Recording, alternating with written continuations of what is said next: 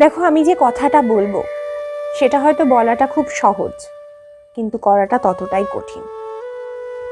আর সেই কথাটা হলো যে লাইফে যাই হয়ে যাক, কোনো কিছুতে কখনো টেনশন নিও না। এটা নিজেকে নিয়েই হোক বা নিজের কাছের মানুষকে নিয়ে হোক বা বাইরের কোনো মানুষকে নিয়ে।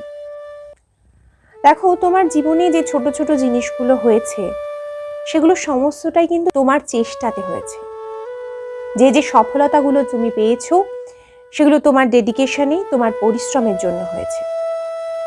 আর এই টেনশন কিন্তু এই তোমার চেষ্টা এবং তোমার পরিশ্রমের মূল শত্রু।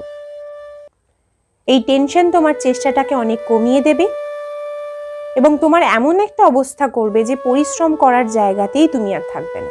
তাই টেনশন করে জীবনে কিচ্ছু পাওয়া যায় না। পরিশ্রম করো এবং চেষ্টা করে যাও তোমার লক্ষ্যে পৌঁছানোর।